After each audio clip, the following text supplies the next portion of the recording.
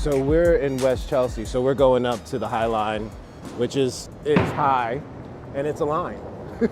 But it used to be a railroad. It really just rusted, and it was ugly, and no one wanted it, and it almost wasn't here in the way that we're about to see what became of it because of the Friends of the High Line.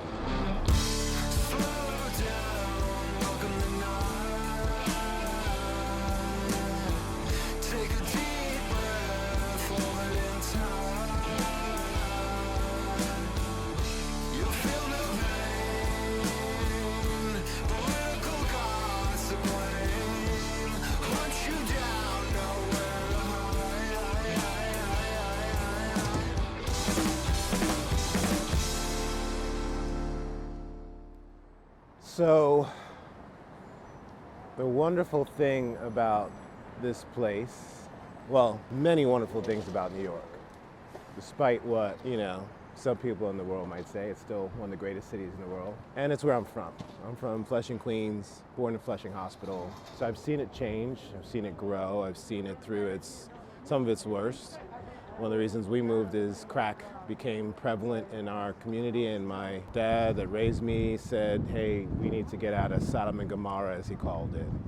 And I hated it at the time. I didn't want to leave. I wanted to stay because New York, when you work so hard to become a part of it, you feel a part of it, and it has the ability to make you feel powerful. You can go anywhere and do anything. And as I was saying before, this was a railroad. You could see some of these buried tracks. It was defunct, overgrown with weeds, there was rust, there was everything. Then the Friends of High Line got together and petitioned. And as New Yorkers do, they made things happen. And what it is, and what will set the tone to our day, is finding beauty and nature in areas where it would normally have been unless people got together and decided that that was what was most important.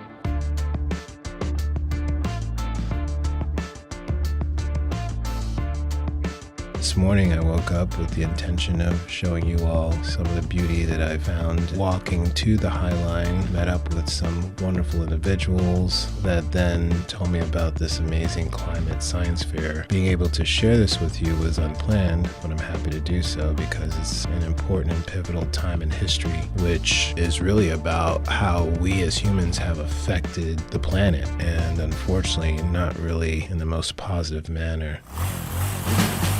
This is a Royal Enfield GT 650 Continental. Beautiful red. I think the perfect steed to make our way through New York City, the concrete jungle. It's time to get our ride on.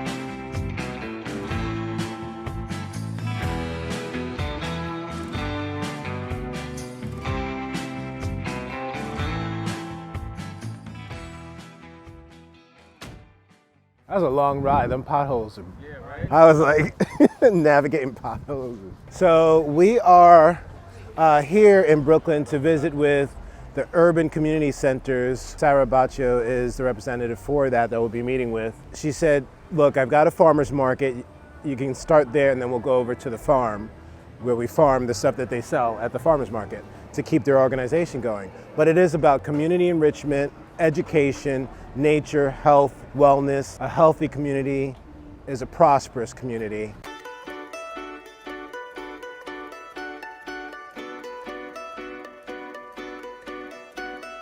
This looks like basil. This is another type of mint? Yeah. Some of them are Scotch bonnet. I think these are Scotch bonnet. This one right here is kale. That's collard greens. Collards. A little darker and lighter and ashy. So. Raw honey. Good, how are you today? I have someone here who's interviewing and taking videos of the market. Maybe do you want to talk about your history here at the market and what you're selling? How much they paying? They're paying with publicity. I don't know how much you want. $5 an hour. All right. Oh, wow. Okay. All right. Deal. One of the good things about doing this, it's not about making money. Right. It's about taking care of the elderly and people who are, have health issues. So what we do in the market, we make sure The food has no chemical and no pesticide. Right.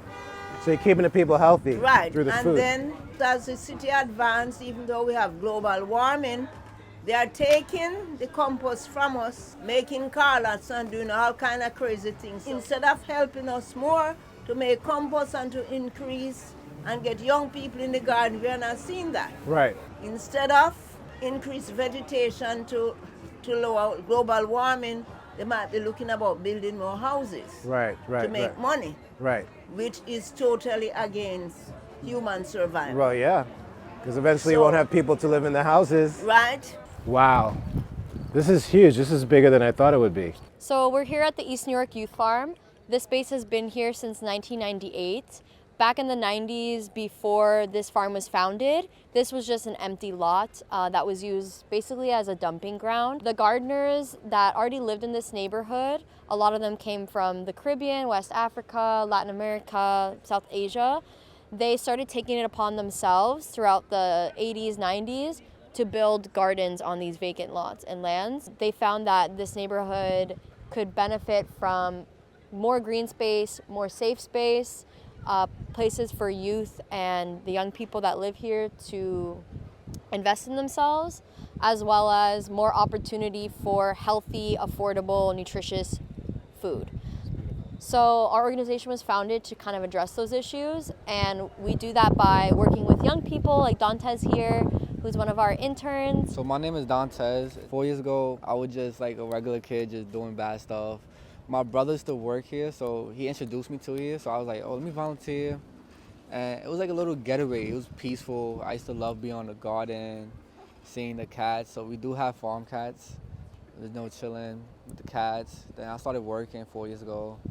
And I just love the passion I have for the community. I love helping people out. I love giving back to the community. So it was like every year I came, it just to do better, to learn new things, to help out the community. Stressing of community through this episode already is becoming very prevalent. People banding together to make sure that there's balance with urban planning, along with our needs for health and wellness, not only psychologically as to how we structure our communities and whether we overbuild or tear down places that are needed, but also our ability to fend for ourselves and for the older population that we care so much about. A lot of these farmers grow foods that they share with the older population in order to keep them healthy mentally and physically. This here is Japanese eggplant. This is actually the bitter melon plant. That's Efoshoko, Nigerian spinach. Bok choy. Oh, beautiful. Look at that. These are our long beans. This is a big fig tree. There's another one back there that we have. So not a lot of people know how figs are really made. Yeah. So they are I do. Oh. No, go ahead. I'm So sorry. they are made from like wasp. So the wasp will go inside and basically like, what's the name? Die. They would basically Decompose, die yeah. inside there, and that's how the figs are really So made. yeah, So because you it's just eat it. and the fig is an inverted flower. Yeah. So when you're eating a fig, you're actually eating a flower. Yeah. Yeah, that's fed off of a Which wasp. is very interesting. My first time having it, Yeah. I was like, a wasp. Yeah. I was like, This right here is red callaloo. This plant you'll see all over the city. Maybe not the red, but the green callaloo as well. And it's because the seeds spread so easily. If I just like hit it, I have like all the seeds. Yeah. So the wind will just blow these seeds all over the place. We didn't even plant these plants. They just pop up every year. The healthiest okra I've ever seen. Yeah. Huge. Mhm. Jeez. Yeah. I'm proud of this because I started these seeds. I've never seen okra this big. This is monster okra. Yeah, they're And they're really so good. healthy. They're not even ready. They're not even fully grown. Oh wow! Oh, It wasn't this wow. big last week. Just some squash, pumpkin. That's huge. Yeah, it might be stinging nettle. Okay. careful, Yes, yeah. yes.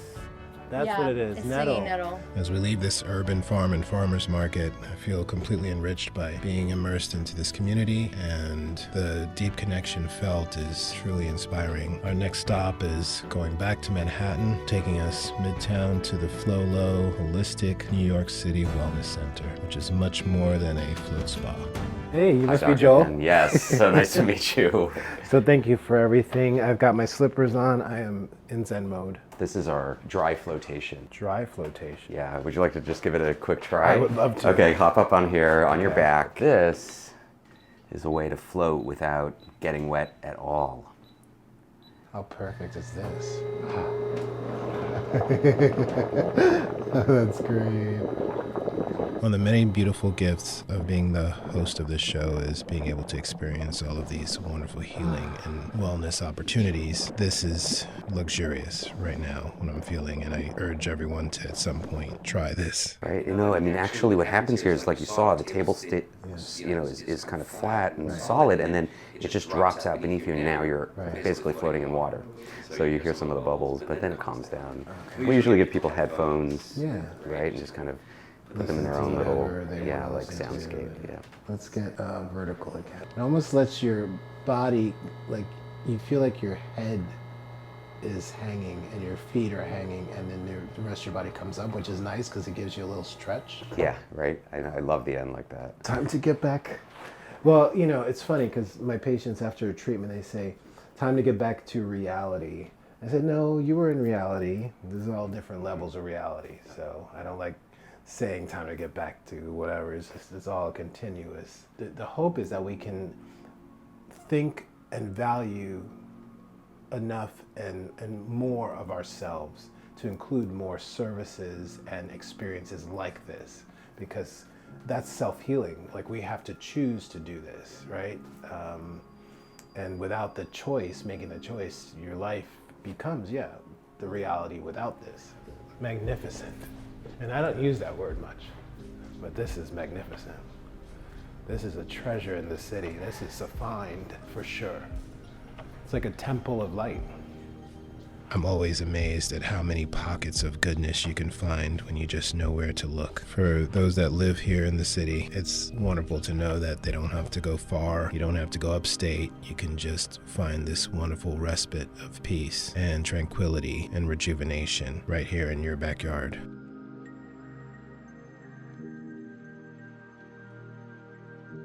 And then this is our outdoor terrace. Nice. You still, even though you're in the middle of the city, you feel protected in a way.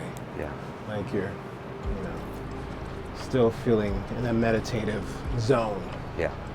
Rather than feeling like I'm back in the city. Totally. I mean, it's really an oasis. Yeah. Especially in Midtown, and especially this part of Midtown. Yeah. It's just, we're 2 blocks away from Central Park, and Times Square is right down the street, and, down at the corner is Trump Tower. Right. So this has been a pretty wild part of town, and when you walk in here, you just like lose all of that. It's like it doesn't exist. So tell me a little bit about the all of the different services. Sure. Acupuncture, Chinese medicine, massage. Right. Of course, sensory deprivation, floating. Now we have a cold plunge with a steam room. We have an infrared sauna, also a 2-person infrared sauna, so a lot of couples come here to use that. Right. A really beautiful salt cave. And that's a real halotherapy salt cave, so we fill it up with salt air. And then, of course, like you experienced the dry float. Yep. I want you to experience one more thing that I've created, which we call it the sound and light float. Okay. It's like the opposite of sensory deprivation. Yeah. So the table itself is a flotation table. Okay. Underneath it, I have these transducers. So this is a vibroacoustic sound table. And then over your head, that light, it's a stereoscopic strobe light. So I'm going to put you on a session here, if you're okay with like flashing light. Sure. Right? And I'm going to have you put on these headphones. Thank you. But also keep your eyes closed. Okay. If I can share what I'm feeling, the vibration is, it's very bassy, that's a word, and it's fluttering. So with the fluttering, it's going through my body, and it's matching the strobe, which, although my eyes are closed, the light is, it's almost like going between red and blue, but very fast and in different patterns. It's really special. Mr. Joel Granick, we've seen so much. You were very welcoming to us, and it was such a gift to have been in this healing space and to felt some of the healing therapies. So I hope that people can come and enjoy and feel even a fraction of what I felt today being in your presence and in this place. Yeah, so thank you so much. Pleasure. When you think of New York City, of course, you think of the Empire State Building, Statue of Liberty. However, there are other monuments to be seen, and one of them is an old train station, Bronxlandia.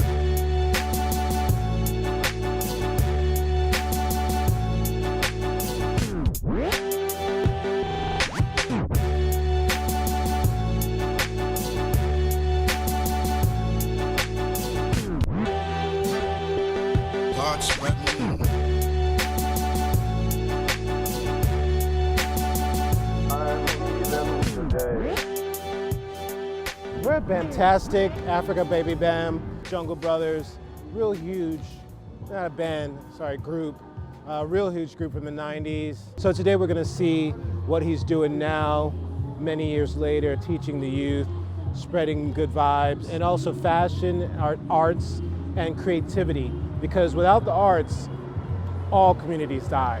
That's what people need to realize. Art is one of our main food sustenances. It's one of the nourishing things that makes humanity thrive. Without art, we don't have the spread of knowledge and advancement of science or any of that because there's no reason to. So when you see things like this thriving in a community like the Bronx, the origin of hip hop, you really truly understand how important it is to not only salute the people like these that stay around and pass the torch to the next generation, but also, again, with our theme for this episode is finding beauty in the most remote, urban, concrete, metal, places. And that's what this place is. It's in Bronxlandia, and we're looking at Bamtastic. I wanted to, come here and just not only catch up because it's been years. Right. I mean, you created, as I was telling them, hits that as a teenager, we all danced to it. Here we are. Right. Why this building? Bronxlandia is like an old train station, and I thought this is the perfect setting to, inaugurate Fantastic, initiate me as a artist, visual artist. Right. Because it all started right here in the Bronx. Right. Oh yeah, all hip hop. So, it's the origins of it. I came and checked the building out. I walked inside. It brought back a lot of memories. Right.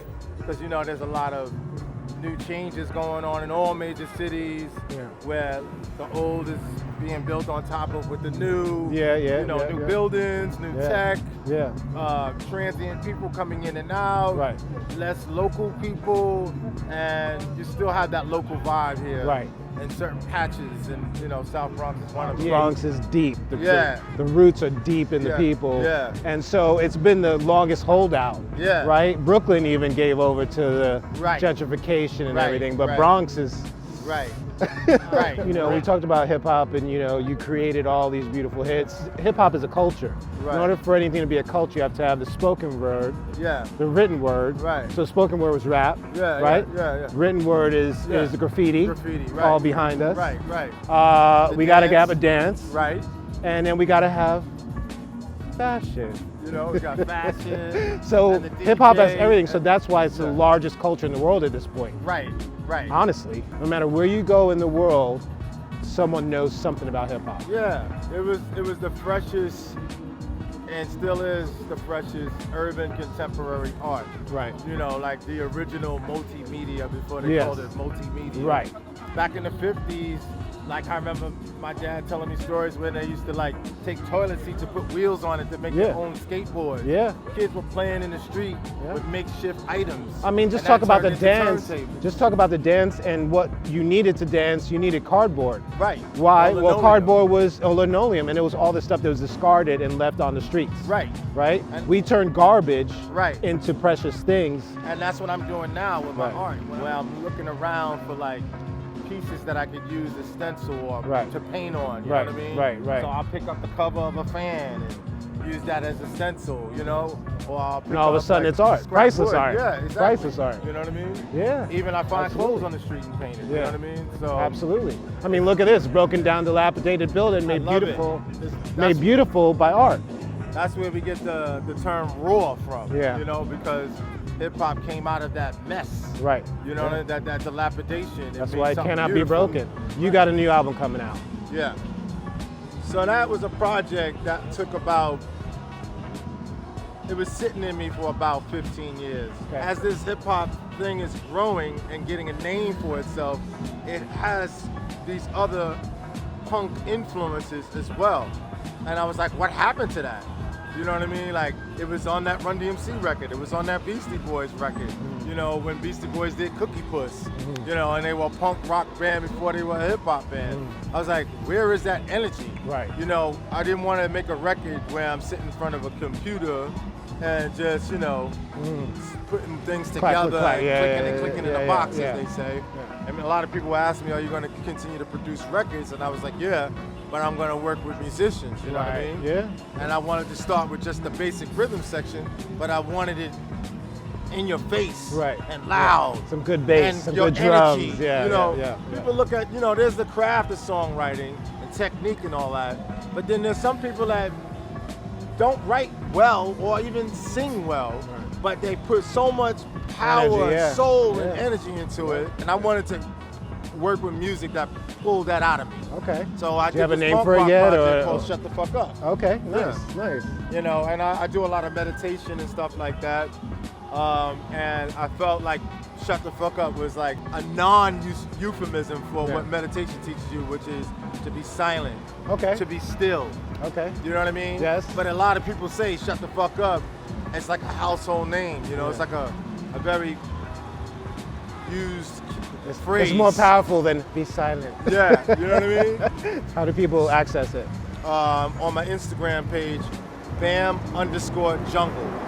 At Bam_jungle is where you can see clips and the full-length music video, and then the full-length film will come later. You know, I don't know what it was, but obviously we met. I represented you as an agent many years when I was much younger, in another life. 97, baby. And I don't know what it was. I was dreaming, and I dreamt that we were talking about, you know, coming out a new album called, well, I'll tell you it. Maybe we'll tell you it off air. All right. And I'll tell you the vision I had, and maybe you can use that down the road after this release. Yeah. But and then it brought me here to do this. And Right. I'm just happy to be with you, man. Thank you. I'm happy to be with you Thank too, you, brother. Greg. Thank you for this time. Thank you. Yeah, this is a gift. Thanks for coming Really out. beautiful. All right, that's it. Yeah. Yeah. 1, 2, 3.